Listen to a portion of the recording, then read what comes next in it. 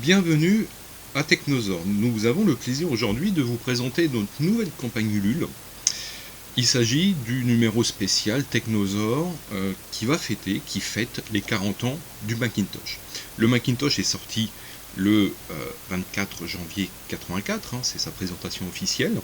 Et pour célébrer un petit peu cet événement qui a marqué l'histoire de la micro-informatique, nous vous proposons un numéro spécial entièrement dédié à la genèse du Macintosh, la grande histoire, la petite histoire, les conflits, comment le projet va naître à la fin de 1978 et va se développer lentement en 79 jusqu'en 80 sous l'égide de Jeff Raskin.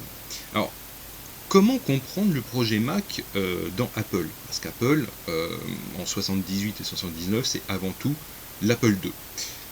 Pourquoi effectivement Apple lance plusieurs projets pour penser un petit peu à l'après Apple II et comment Raskin va imaginer le micro-ordinateur du futur. Et c'est là que l'on va comprendre effectivement que certains choix, certaines idées qui vont émerger en 78 et 79 vont conditionner en fait ce qui va donner le Macintosh de janvier 84. Alors Jobs n'est pas du tout à l'origine du projet, même s'il le reprend effectivement en début 1981, mais Jobs au départ il s'intéresse peu à ce projet Mac parce qu'il ne le considère pas franchement, il ne voit pas à quoi il sert, mais peu à peu, effectivement, il va commencer à changer d'avis, notamment quand il va se faire virer de l'équipe Lisa. Et effectivement, il va arriver dans l'équipe Mac. Alors, la relation entre Raskin et Jobs, elle est connue, elle est très mauvaise. Et rapidement, c'est Steve Jobs qui va prendre la direction du projet et reléguer Raskin, en fait, à des tâches relativement peu importantes. Dans ce numéro spécial, qui va faire plus de 110 pages, 114 pages environ, nous allons revenir sur la chronologie, la genèse du projet, comment effectivement Raskin et Jobs vont définir le Macintosh, comment le design du Mac est réalisé, pourquoi il y a 5 versions du matériel de l'électronique qui va être réalisé, comment les sorciers du Mac, c'est l'expression que certains ingénieurs vont utiliser, comment ces sorciers vont définir le système, vont créer de toutes pièces un système qui se veut plus cohérent que celui du Lisa. C'est un système entièrement manipulable à la souris, et ça Jobs l'a bien compris et il l'impose.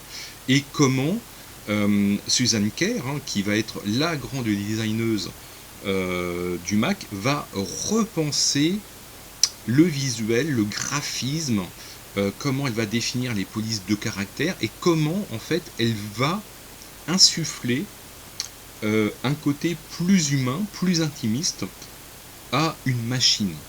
Et ça se passe par des petits détails, le fameux Happy Mac au démarrage, mine de rien, c'est la première fois qu'un ordinateur va vous accueillir avec un sourire. Et ce sont tous ces petits détails que l'on va vous expliquer, vous montrer, avec les limitations, évidemment, les mauvais choix. Pourquoi effectivement le Mac de janvier 84 il a que 128K de mémoire. Alors ce n'est pas, comme on le lit beaucoup trop souvent, une lubie de Jobs, mais ça répond à une problématique industrielle et de coûts liés au projet. On va essayer aussi de comprendre qu'est-ce qui se passe en dehors de l'équipe Mac, comment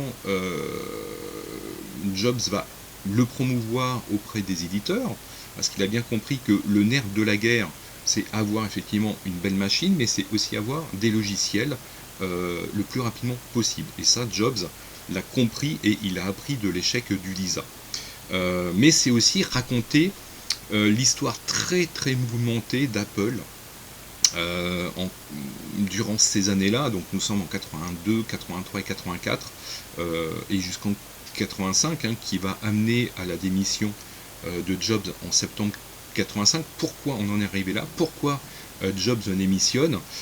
Et comment John Sculley, qui est embauché, qui est recruté quand même par Jobs, va prendre le pouvoir, et comment Jobs va peu à peu perdre tout son rôle opérationnel au profit de Gasset, hein, de Jean-Luc Gasset, qui va prendre en fait la direction de la division Mac, et comment Sculley va le remplacer purement et simplement à la direction opérationnelle d'Apple.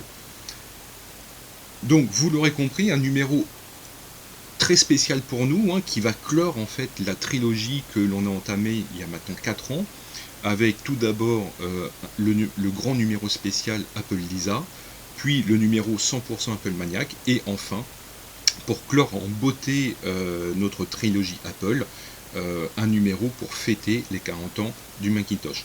Merci de votre soutien et à très bientôt.